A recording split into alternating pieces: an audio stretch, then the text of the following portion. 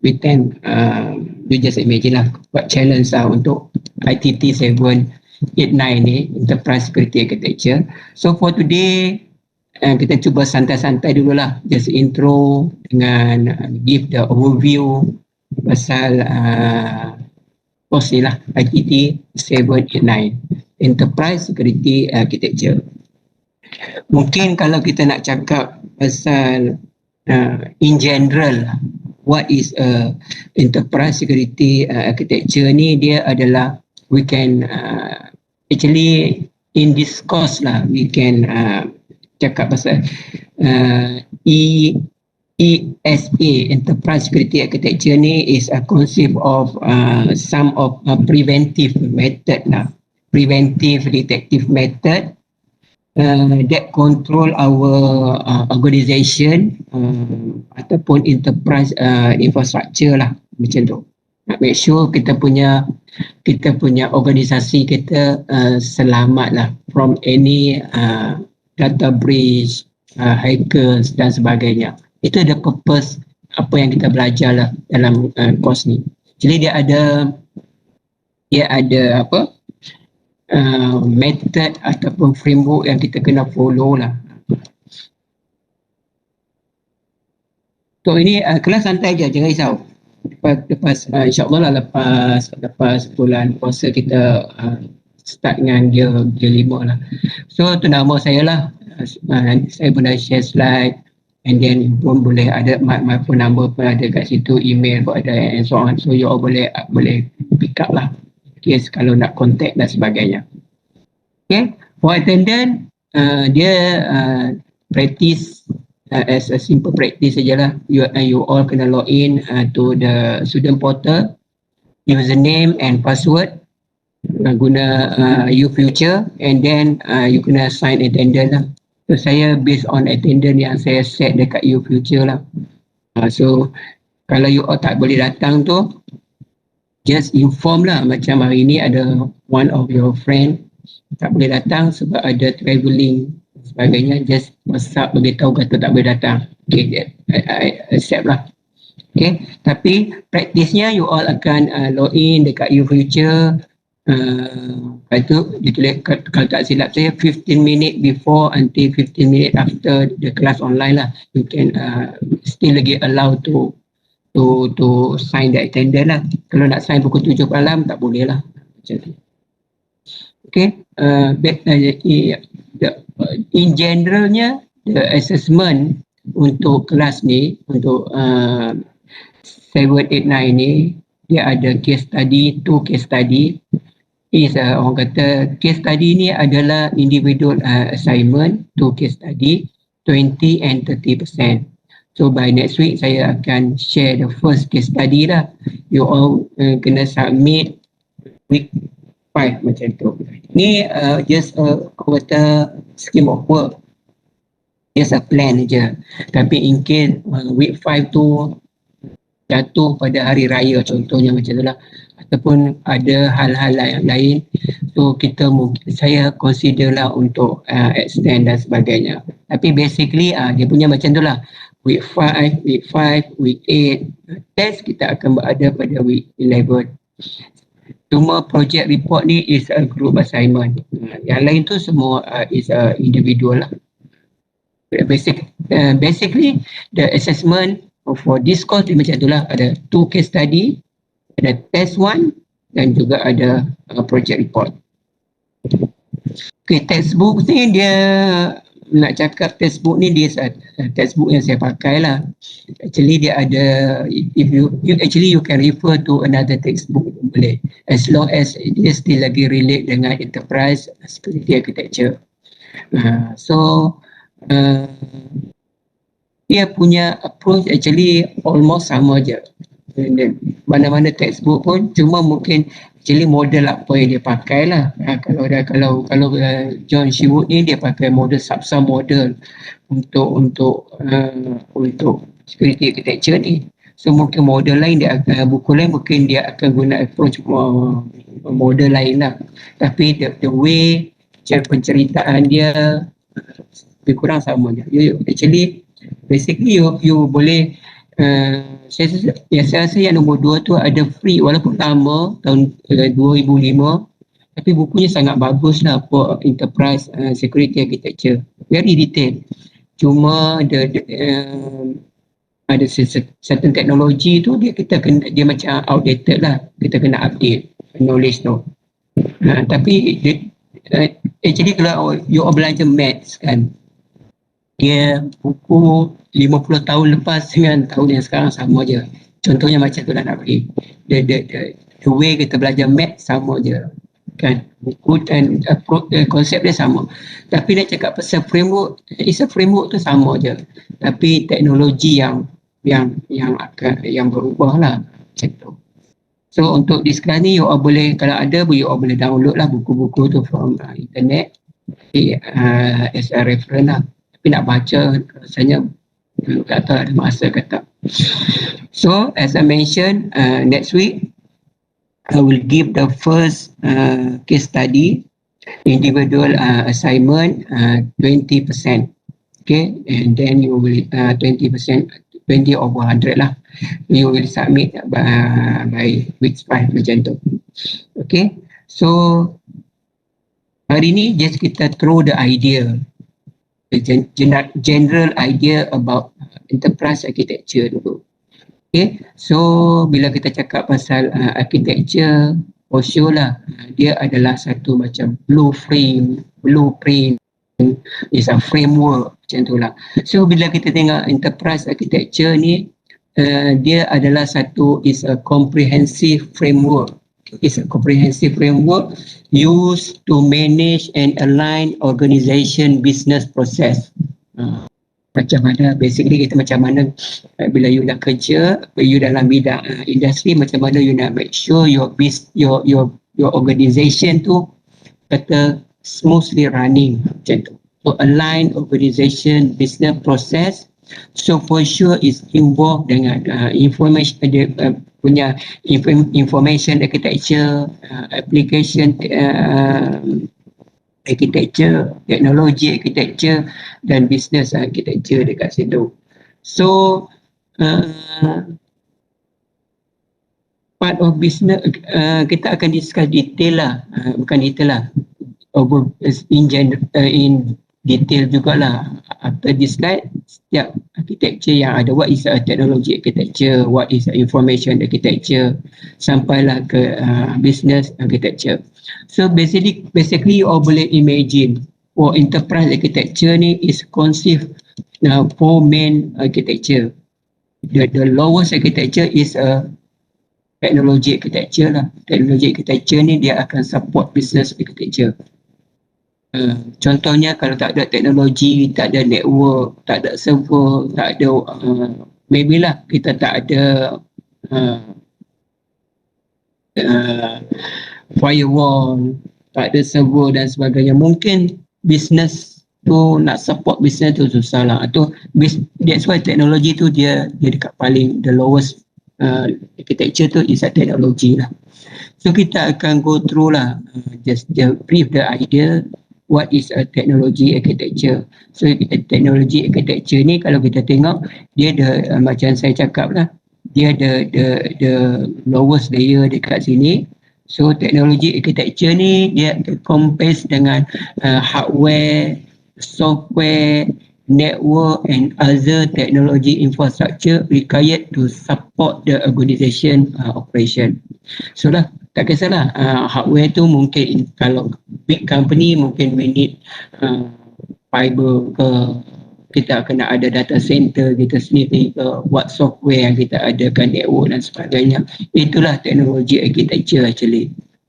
So without teknologi ni kita tak boleh nak make sure lah, nak make it business operation tu kita kata clearly ataupun smooth, tu susah sikit lah. So we must support dengan teknologi.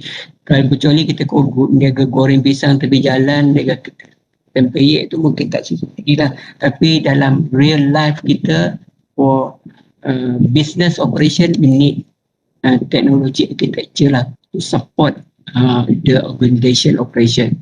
Okay, so Actually the next one, technology architecture ni itu is to ensure that technology investment align with business need and scalable, secure and reliable. Bila you bila you nak kita nak invest, maybe involve million ringgit, maybe lebih daripada tu lah kan. So kita nak make sure teknologi yang kita invest ni is need for our business, is scalable. Maksudnya maybe lah kalau future kita nak reinvest, kita nak expand our business, we need to buy the new one ataupun just spend je kan, ataupun is it is secure for our organisation and reliable. Itu benda. Kejap saya ada call pula.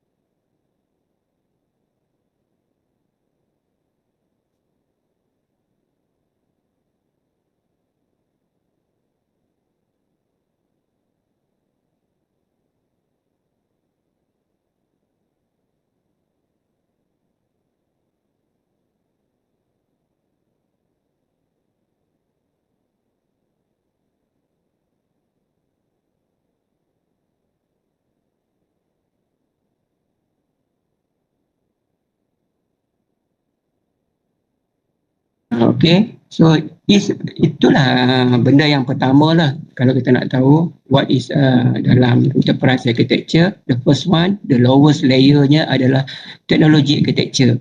Bila kita nak discuss pasal technology architecture tu, maybe lah you kalau kena bekerja ataupun dalam sesuatu organisation, you kena make sure any investment, okay, for technology lah, tak kisahlah for any hardware, software, you must make sure is aligned with business need and secure and reliable. Itu benda yang you kena make sure lah.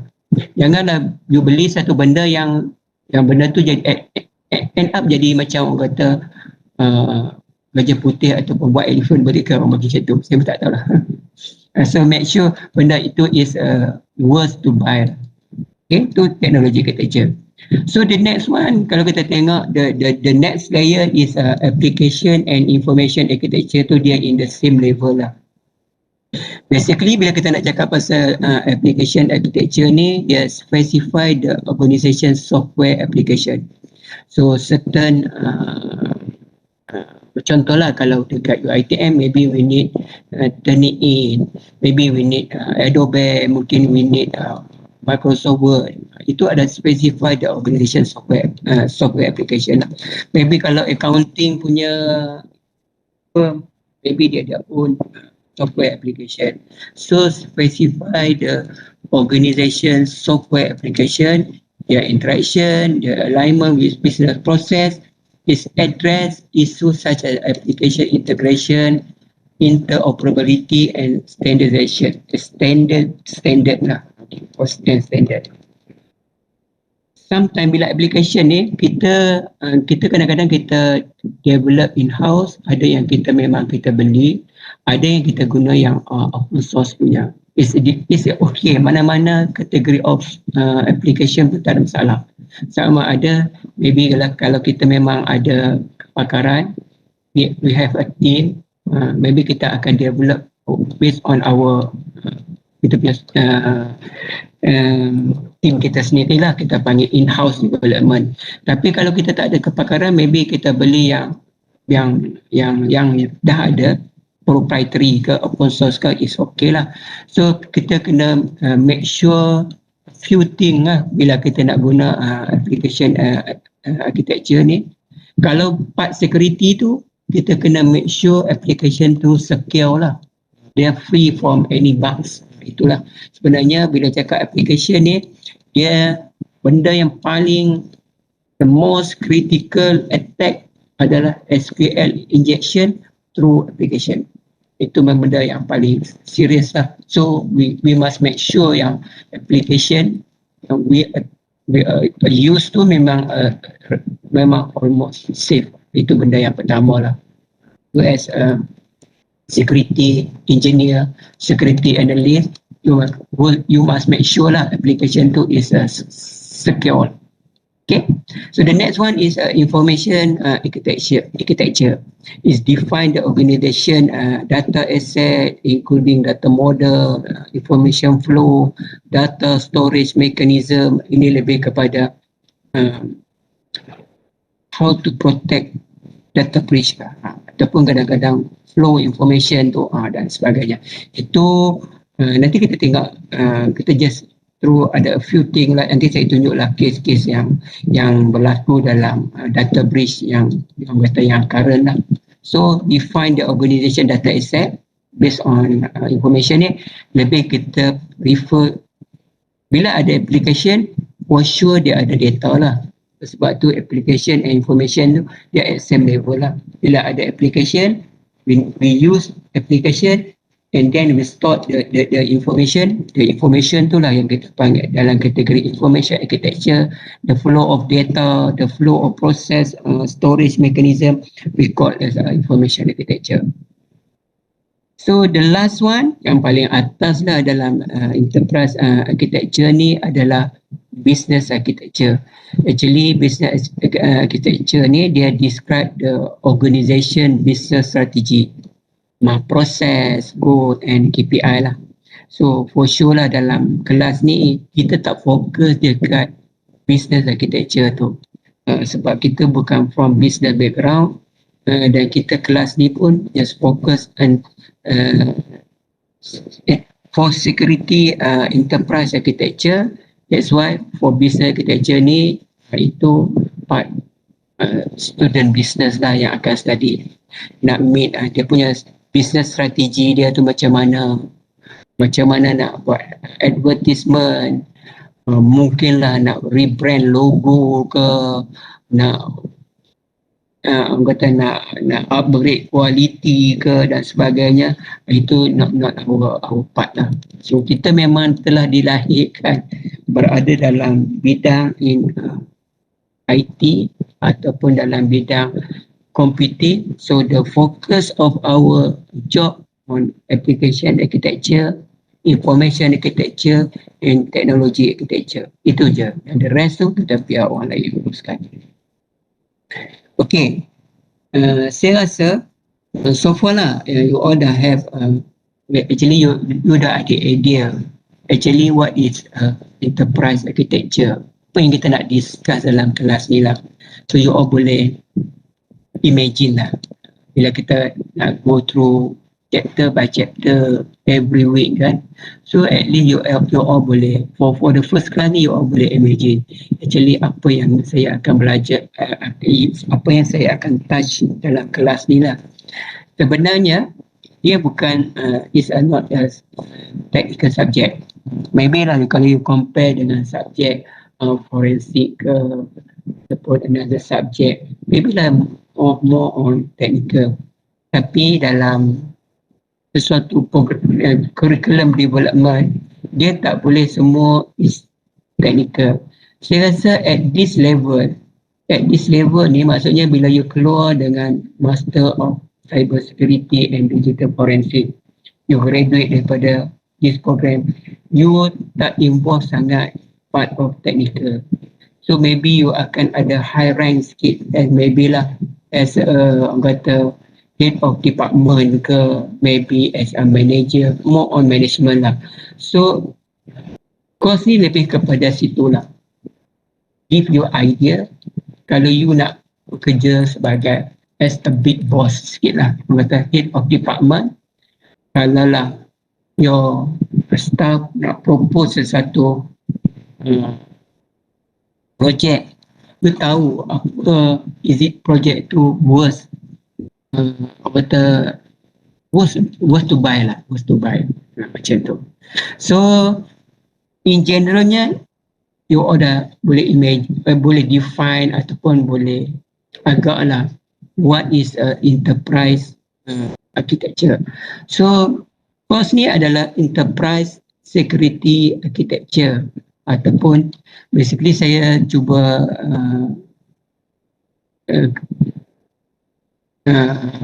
koningkan dia jadi ESA lah, senang saya nak ni kan. So enterprise security architecture ni, bila you all Google, actually dia ada banyak definition of enterprise security architecture.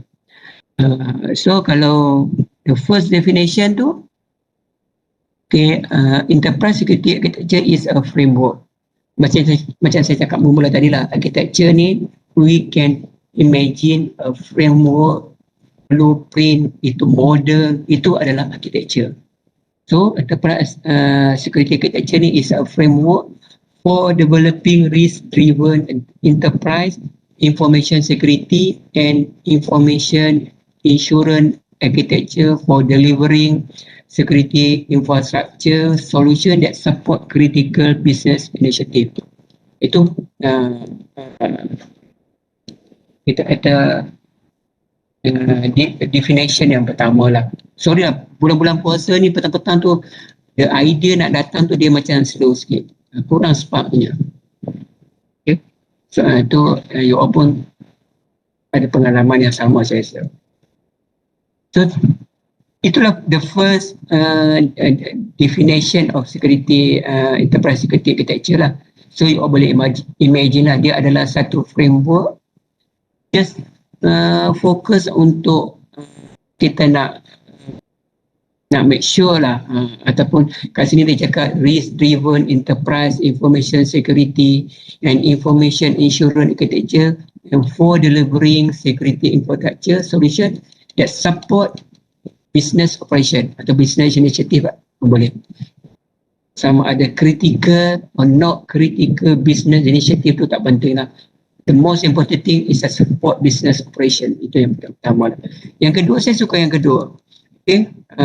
Enterprise security architecture ni dia adalah specifically focus on designing and implementing security measure to protect organization information asset. Yang kedua ni lebih clear cut lah dia punya definition dia, and resources. Kita buat sesuatu ESA ni adalah bila kita dah apply sesuatu architecture ESA dekat our organisation, kita fokus untuk design dan implement security tu to protect our punya organisation punya asset.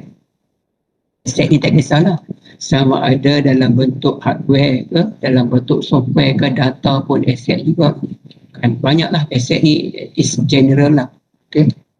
Anything yang valuable kita katakan dia sebagai aset. So itulah, dia akan involve dengan policies, dia ada involve dengan procedure, technologies, control used to safeguard the organization data, system, network, application from various threat and vulnerability. Saya rasa kalau nak compare the first definition and second definition tu, saya rasa the second definition lebih more clear lah. Itulah enterprise security architecture. Actually dalam enterprise security architecture ni dia ada banyak model yang ada untuk kita. Bila kita nak set up dengan sesuatu organisation, we must follow the model lah. Itu paling mudah lah. Dia ada model-model yang we must follow lah. Okay, dia, macam tadi kalau kita tengok based on the second kita panggil the second definition tadi. So enterprise security architecture ni dia ada beberapa komponen lah.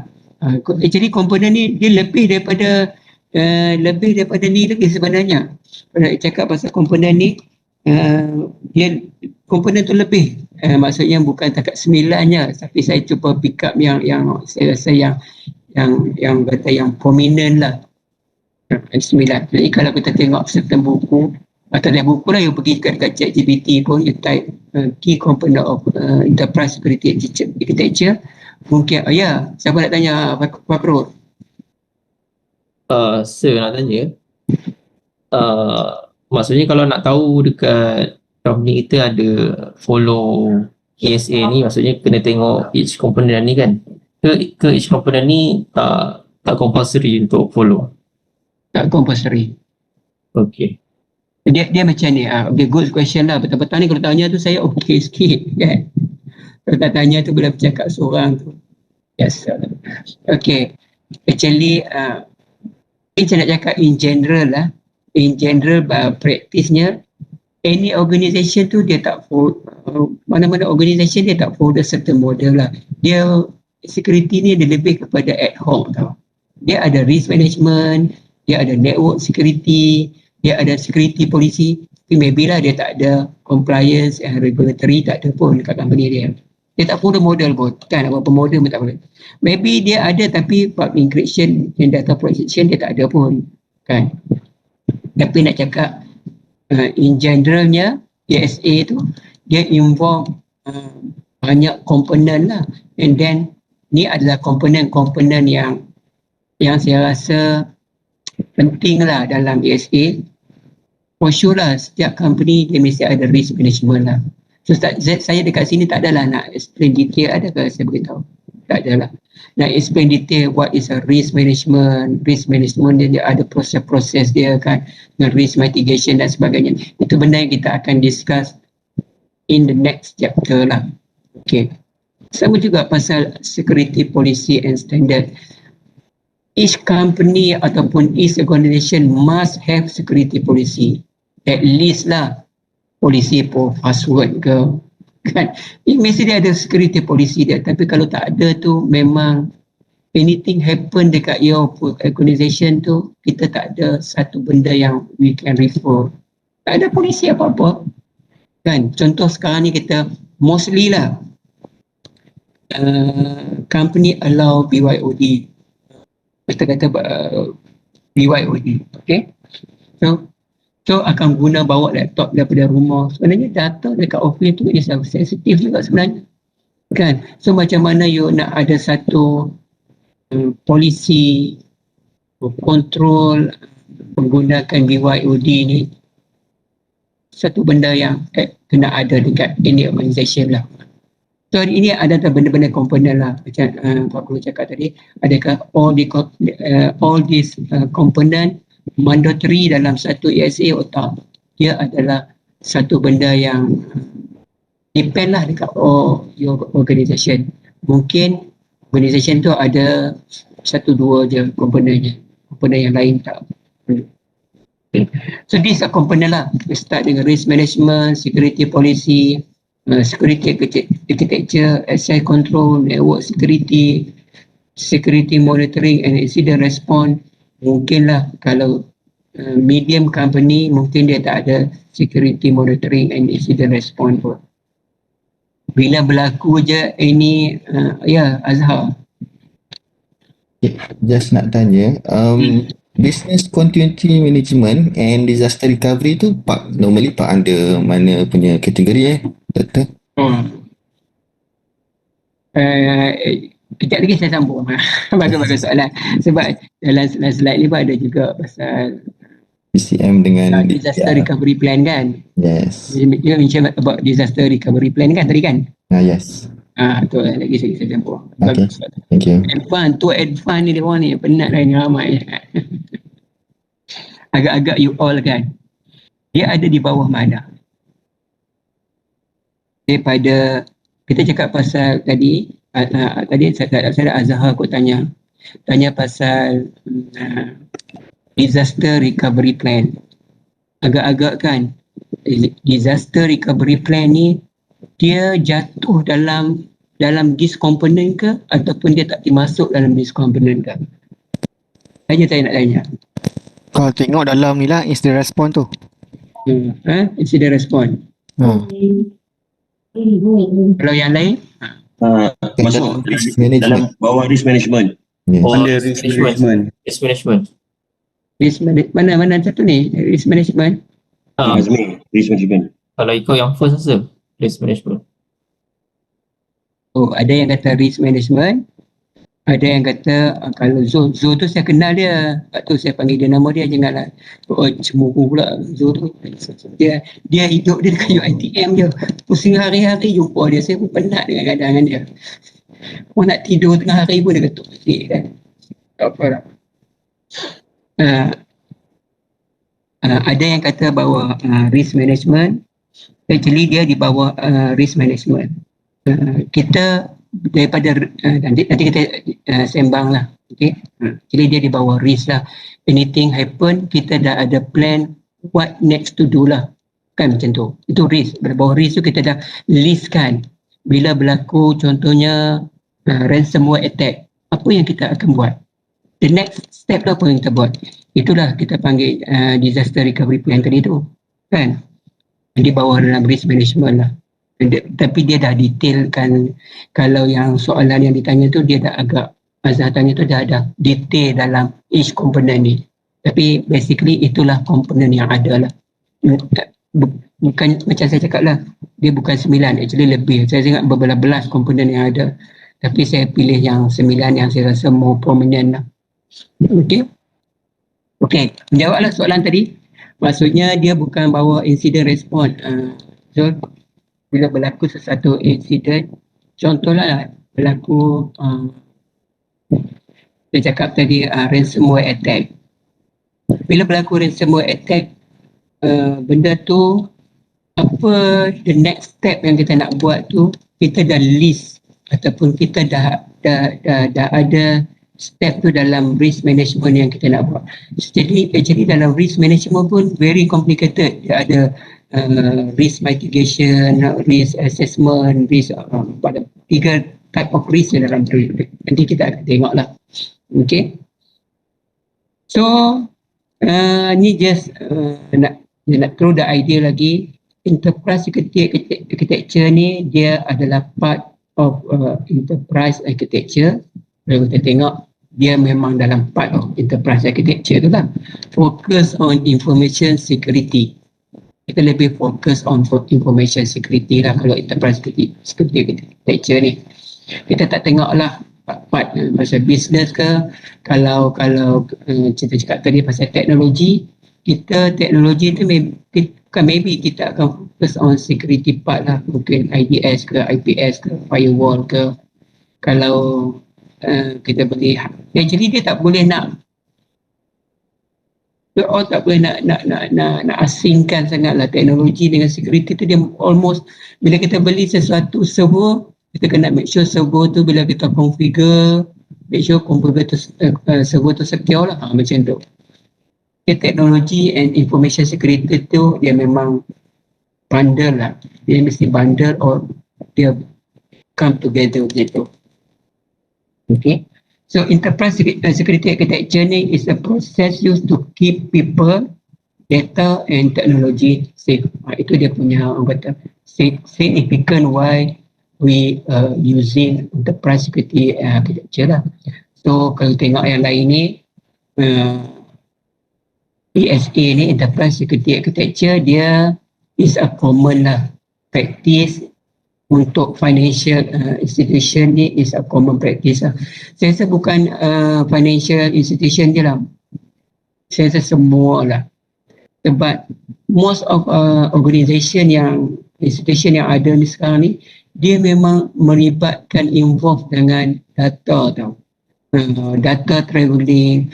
Paling tak pun kita boleh order online, kita boleh bayar through online, tak kisahlah apa payment gateway yang kita guna, itu soal nombor 2 lah kan. Tapi memang kita benda tu is happen every day in our life. Okay, so saya rasa bukan financial institution lah. Most of institution memang need security architecture for sure, itu 100% lah. Okay, the primary purpose of creating enterprise information security architecture is to ensure that business strategy and IT security are aligned. So that's why lah saya cakap tadi, dia tak boleh kita kata two different thing. Dia actually bila kita nak beli sesuatu, nak buy sesuatu teknologi architecture, kita kena make sure teknologi tu align dengan business teknologi dan teknologi tu align dengan security. Kalau kita beli sesuatu device yang memang penuh dengan loophole aja, nanti benda tu you boleh imagine macam mana lah. So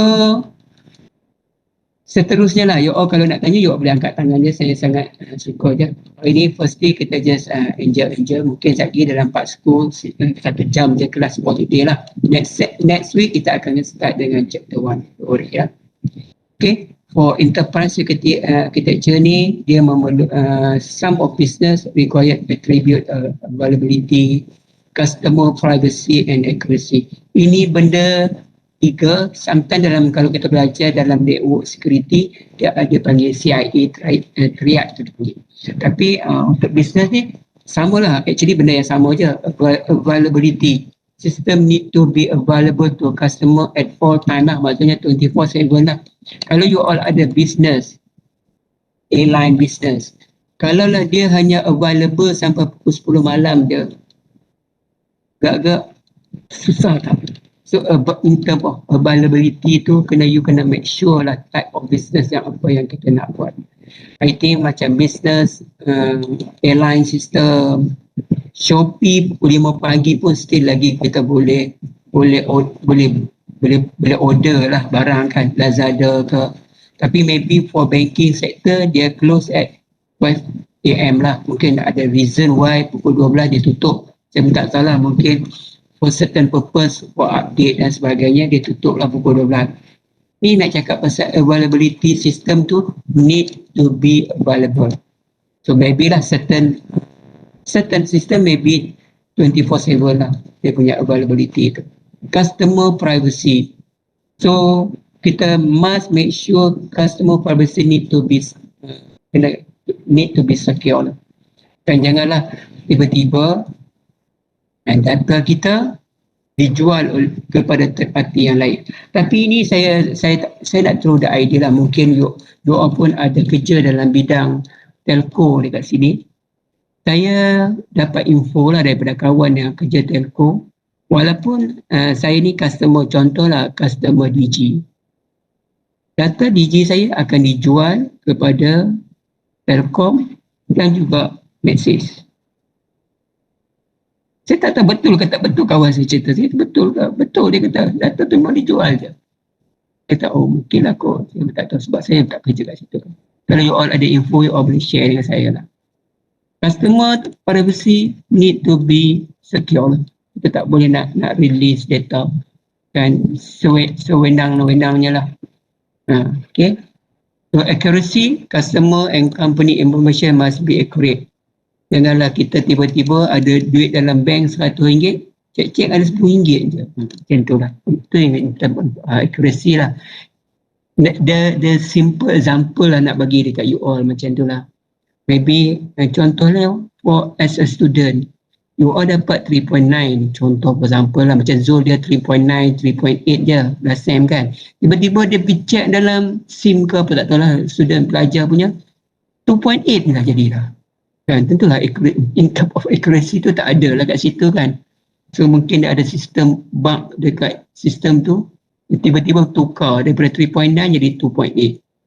Itu benda-benda yang we must prevent for our organization. Kita kena make sure availability, privacy of our customer and accuracy of data tu. Okay, so ini saya letak contoh lah. Mungkin you all ada the best example lagi, mungkin boleh lah. Dekat sini saya ada satu website saya letak mungkin you all ada the best example lagi pun mungkin ada. So the biggest data breach example in history lah. So saya ada letak dekat sini. Saya tak ambil yang nombor 1 lah, saya ambil yang nombor 2 dengan nombor 5. Sebab apa, the reason why saya ambil nombor 2 dengan nombor 5 tu is nama yang you all tahu, Yahoo. Kalau tak tahu Yahoo tu macam pelik lah kot. Tak tahu Yahoo kan. So Yahoo tu almost as a student yang in IT background, tahulah Yahoo tu. Okay, it's happened 2013, almost 10 years yang lepas dah. Tapi yang saya cuba nak highlight dekat sini kan, walaupun dia dah berlaku almost 10 years lah, more than 10 years, 11 years, okay. Bila berlaku tu, saya cuba nak highlight yang part ni. Kalau pada mula-mulanya dia nak, memang ada berlaku data breach. Pada mula-mulanya dia nak jual Yahoo tu dekat Verizon tu dengan harga 4.8 bilion ringgit. Bukan bilion ringgit, US dollar. Sorry. Petang-petang bulan puasa je tu, dia ringgit dah. 4.8 bilion, almost 5 billion lah. You imagine lah. Bila berlaku data breach dalam Yahoo, actually data breach dalam Yahoo ni dia melibatkan kalau tak silap saya lah, 3 billion account Yahoo tu. It's happened dekat 3 billion account dia. So bila benda tu telah after disclosing the data breach tu, so dia jual dengan harga 3 juta je, 3 million je, rather than 4.8 billion. So you all just imagine how much Yahoo lost dia punya kita kata money lah. Daripada 4.8 billion, dia boleh jual 3 juta je. 100 billion dia rugi disebabkan data breach tu. Itu yang saya nak highlight kan. Mungkin you all boleh baca, mungkin dia punya cerita tu mungkin panjang lagi lah. Tapi the main point just nak to highlight benda tu. Sama juga LinkedIn. LinkedIn ni most of student dia akan profile dia punya CV dia. You pun sama juga bila you dah kerja kan, you akan profile you punya CV you all dan LinkedIn lah. Tapi kalau macam saya ni memang dah tak bekerja ke mana-mana tu, maybe LinkedIn tu tak really significant lah untuk saya. Kecuali saya nak loncat kerja sana, loncat kerja sini lagi. Tapi dah 20 tahun dekat UiTM tu, almost secure, and kata dekat situ lah kot kan. So mungkin ini maybe tak berapa penting sangat lah. Tapi as a student, as you still young, memang you akan update your profile you dekat LinkedIn. Actually almost 700 million user ataupun account LinkedIn ni lah kita kata sold at black market lah. So you all just imagine lah, ini a few case lah, example of data breach. Bukan setakat tu, kalau you all ingat, atau kalau you all as a student UiTM, 2019 UiTM pun ada case data breach. Student UiTM jual dekat Loyat. Kalau you all ingat lah, 14,000 student, start daripada alumni dan existing student, rasanya belah ribu kot data dijual dalam Loyat.net ni, tak ada saya. You all boleh confirm lah. Itu realitinya lah. So, tapi you just imagine kalau lah data breach tu berlaku dekat satu bank lah, saya sebut lah bank, mungkin lah ni contoh lah, bank Islam. So for bank Islam tu nak recover balik dia punya business, trust customer dia sangat susah lah. Maybe most of customer akan lari kepada bank KMB pula, contoh macam tu, sebab data breach tu berlaku dekat bank Islam.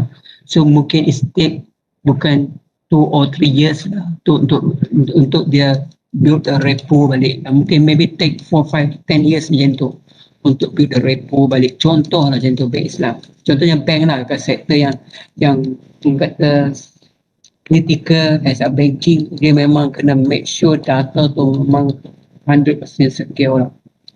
Kalau you jual data daripada contohnya daripada mana-mana bank,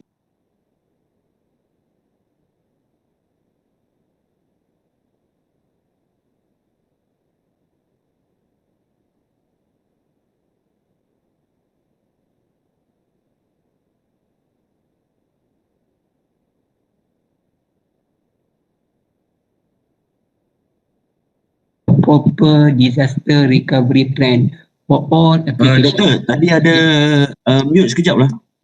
Ada? Ada mute sekejap tadi. Oh ya ke? Ada voice breaking. Kat sini? Tak sure lah.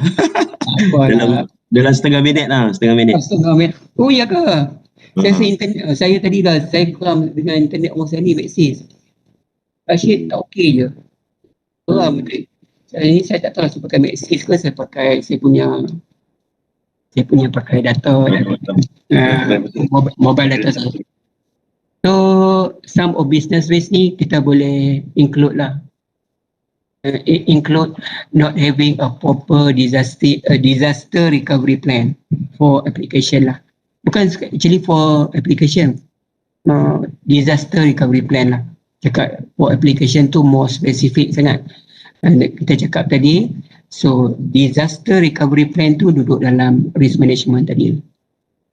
Okay. So vulnerability in application, kita akan touch sikit-sikit lagi, vulnerability in application. So most of sistem yang ada tu, we are using application lah, tak kisahlah web application, any application, kan? Kalau student, kalau you nak relate dengan you all, mungkin you all guna your future, guna sistem apa SIM ke atau whatever, sistem student system is a application lah. Application tu pun actually kita kena clean.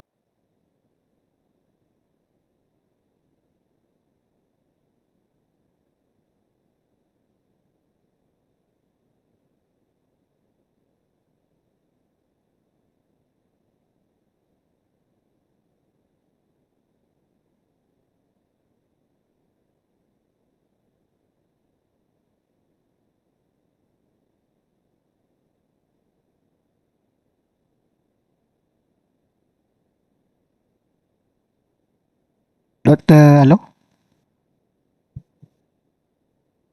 Ya Zul. Doktor Zunaid ni suara hilang, internet kot. Terputus lagi? Oh ya ke? Ya Allah, kejap. Saya nak tengok kejap. Oh.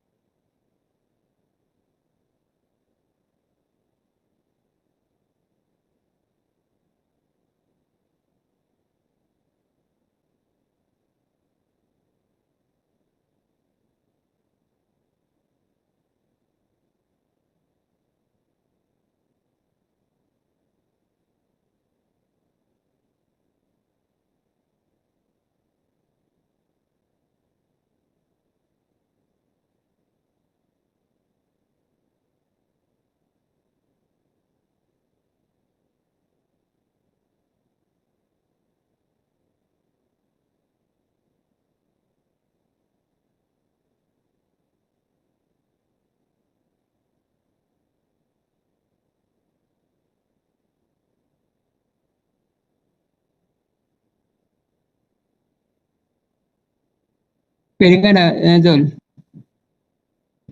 Baru dengar. Dengar. Tadi saya dah disconnect pakai wifi kat rumah. Saya tak tahu lah wifi Maxi saya broadband saya ni. Kan dia dalam seminggu dua ni dia ada masalah.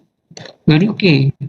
Nak pergi office weekend ni pukul 4. Dia macam malas. Tu saya pakai mobile saya lah. Okay. Some of business risk ni dia include not having a proper disaster recovery plan lah. Itu yang pertama. Ni just nak bagi overview lah. Mungkin first chapter ni dia loncat sikit, dia tak ikut sequence sangat. Tapi as mentioned lah, disaster recovery plan ni dia duduk dalam risk management tadi lah. We must have the detail pasal risk assessment tadi. Okay, vulnerability in application. So benar nak cakap pasal vulnerability in application ni. Any application lah, kita ada our life ni kadang-kadang semua memang involve dengan tak kisahlah web application ke client server application ke what type of application yang kita ada ke, memang kita involve dengan application.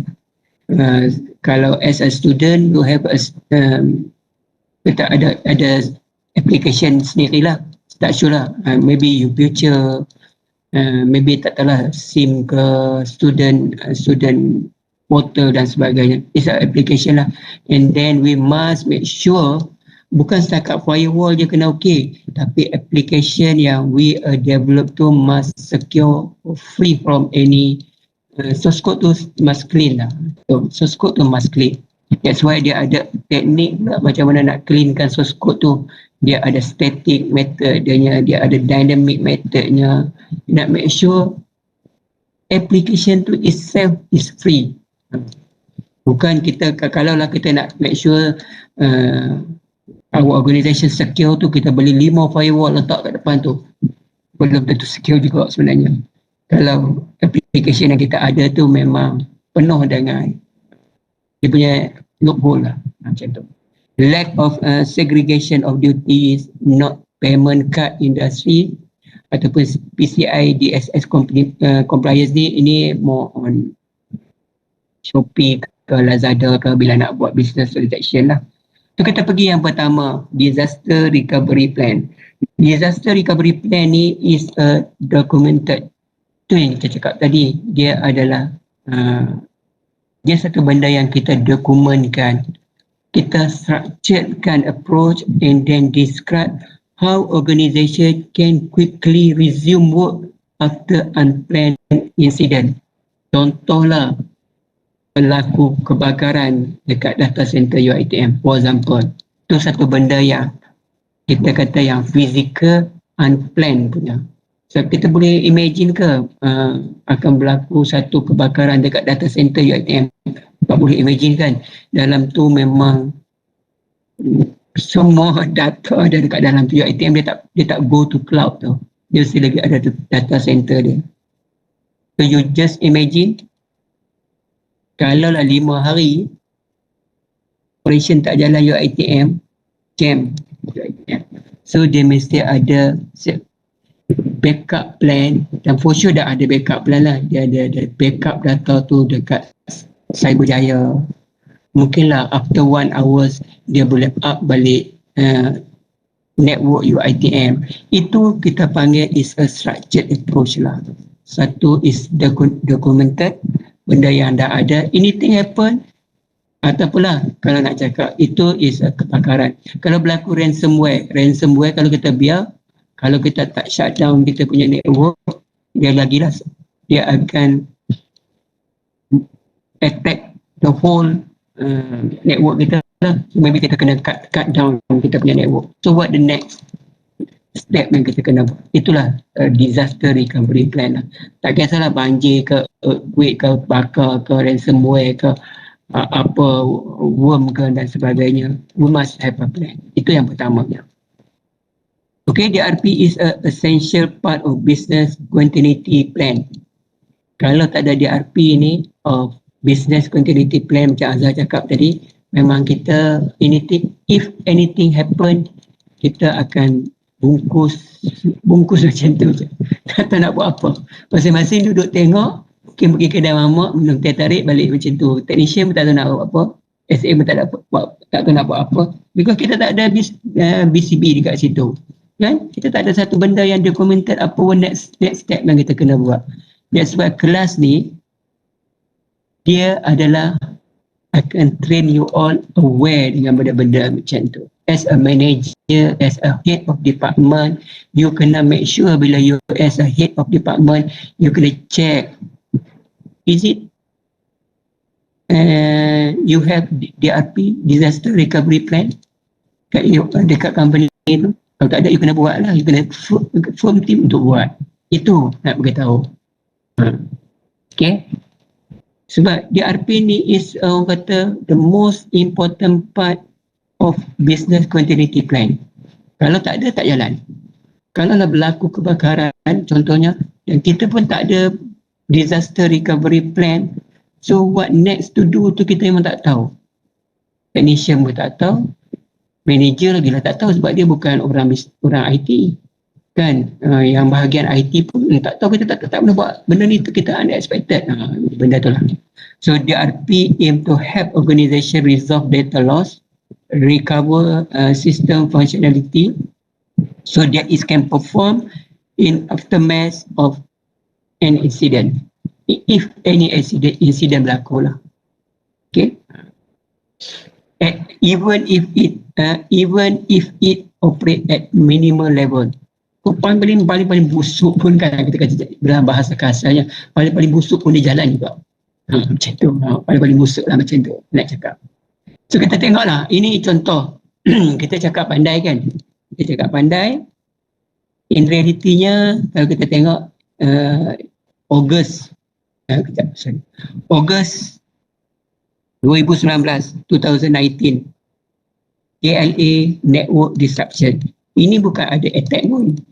Bukan ada hackers attack KLA network pun. Awak boleh ingat saya rasa.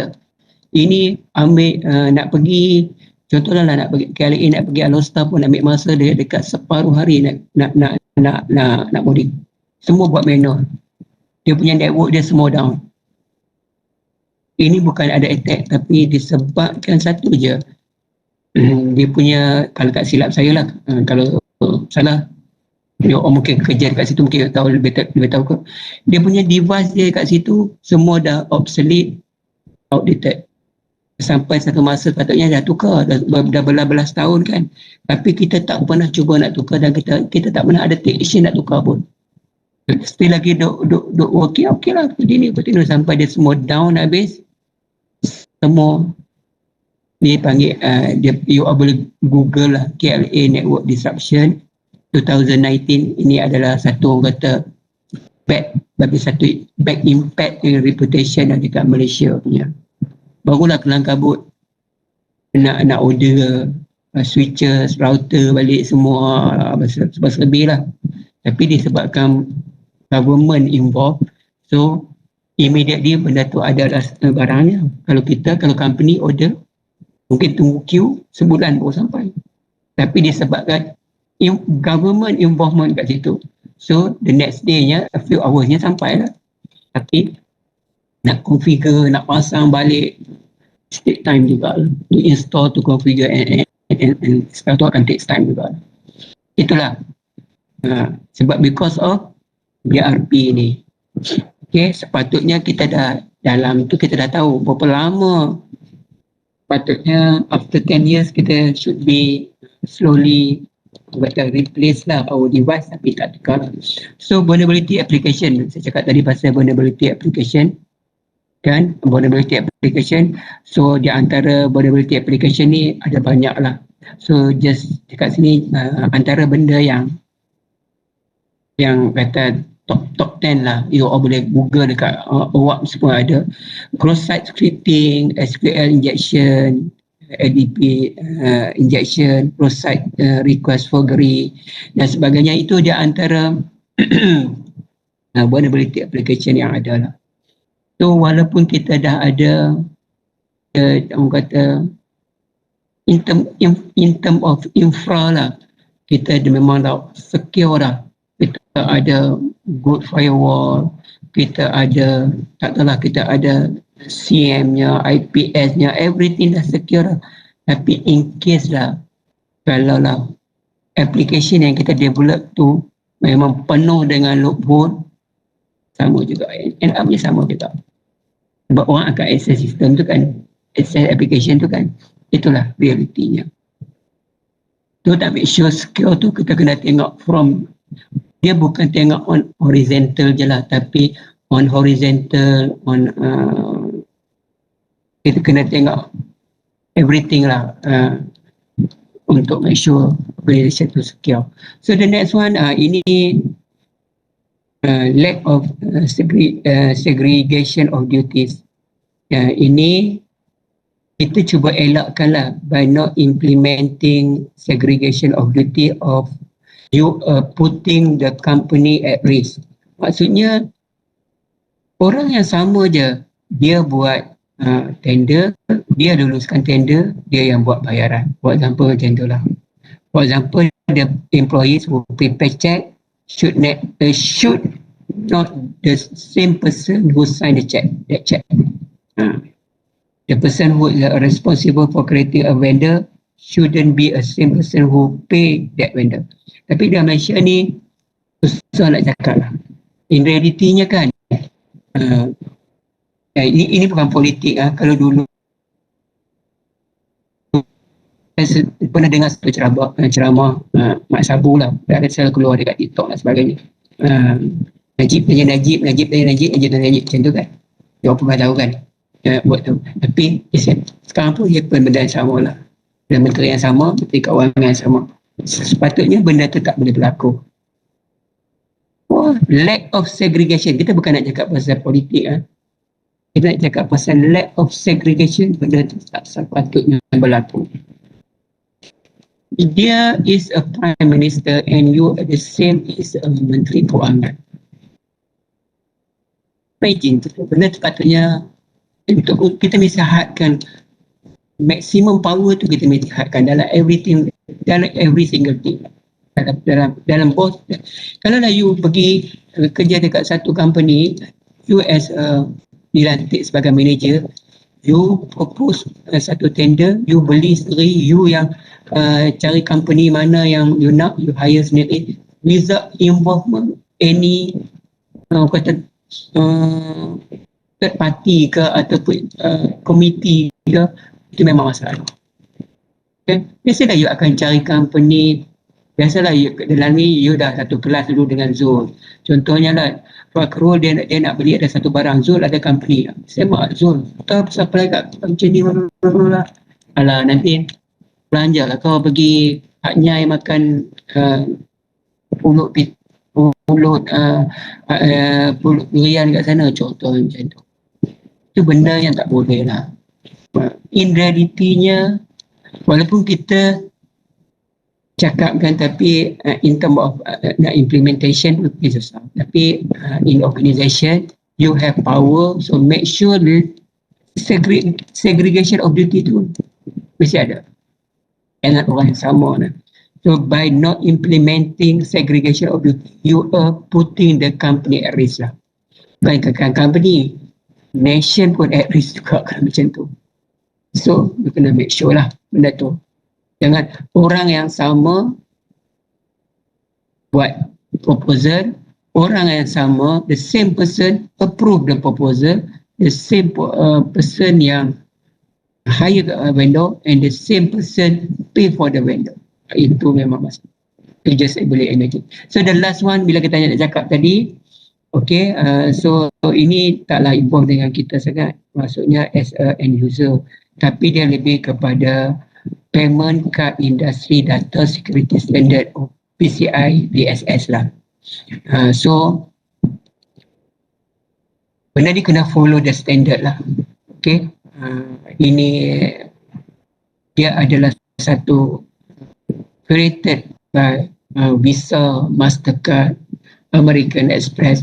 Any payment gateway yang nak menggunakan online banking dan sebagainya, payment online ke, must follow the payment gateway, payment card industry, PCI DSS ni lah masalahnya. So, itulah basically-nya itu. Tapi kita tak adalah involved. As an user, kita tak adalah sangat involved dengan.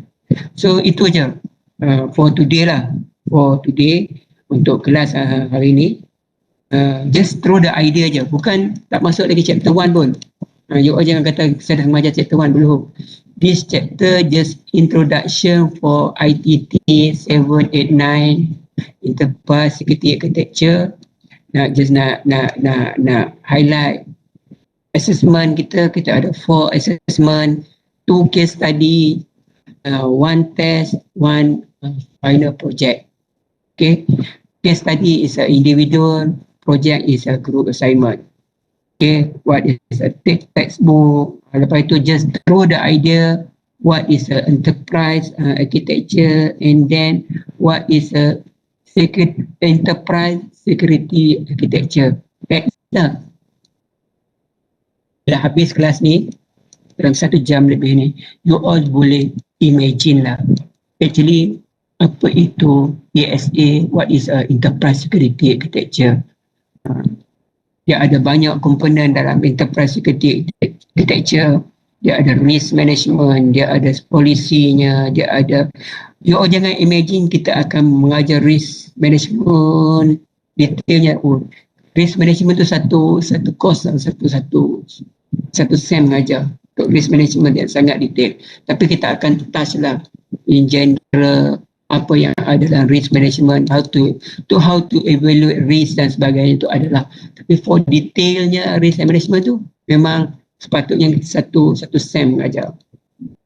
So basically macam itulah for the first class ni. Kalau sorry lah, saya rasa bulan puasa you all pun boleh imagine lah, almost 4:30 lah, 4:30 kan. So petang dengan suara pula tak ada petang kan. So hopefully lah untuk bulan puasa ni kita just santai dulu, jangan masuk gear laju lagi. And then maybe lah after raya nanti kita akan decide sama kita akan buat kelas secara fizikal ke ataupun secara online ke or hybrid tu, we can discuss after raya. Sebab saya tahu sebelum ni susah saya nak manage buat kelas fizikal sebab most of the student tu dia ada dekat Nilai lah, dia ada dekat Rawang lah, dia ada dekat susah dia bukan berada di Shah Alam. Kecuali Zul rumah dia sejak 8 memang dia boleh datang. Tapi orang lain saya tak tahu. Mungkin ada balik Kuala Pilah ke kan macam tu. So kita cubalah after raya ni kita discuss the best lah. Kalau nak jumpa fizikal mungkin kita boleh set date yang sesuai lah, yang semua available, at least available lah, ataupun we make it hybrid class dan thing. So okay lah for today, itu je kelas saya. Kalau ada soalan nak tanya boleh tanya. Dan sorry lah, sebenarnya saya tak adalah saya tak adalah nak reply sangat mesej tu. Saya ingat pagi ni baru nak reply mesej dalam grup WhatsApp tu. Tapi Dr. Arpa dah few time mesej, pos reply lah mesej ni, sudah saya tanya, pos bagi quiz terus dah ni kat budak-budak tu, banyak sangat. Saya pun kata, okey Pak, hari ni saya bagi quiz sekali baru dah lupa tu. Tak berhenti tanya nak buat kelas, seksik je. Tapi itu realitinya macam tu. Memang Dr. Apa tanya, kenapa? Cik tanya je kenapa. Saya tak reply, sorry lah, saya sudah bulan puasa ni malah ada WhatsApp. Okay, ada soalan? Kalau tak ada soalan, kita jumpa next week lah. As usual lah, around 3, mungkin 3:15 macam tu lah. Okay, thank you semua. Assalamualaikum warahmatullahi wabarakatuh. Okey, terima kasih Doktor. Ah, Salam.